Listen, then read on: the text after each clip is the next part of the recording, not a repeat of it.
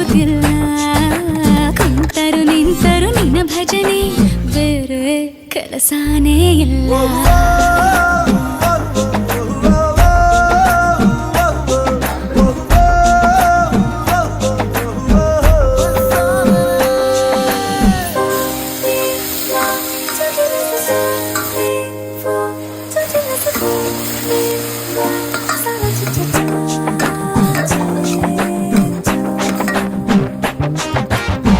ದಿನ ರಾತ್ರಿಯು ನಿಲ್ಲದೆ ನಿಲ್ಲದೆ ನಿನ್ನ ಜಾತ್ರೆಯು ಸಾಗಿದೆ ಸಾಗಿದೆ. ಇದಕ್ಕೊಂದು ಪರಿಹಾರ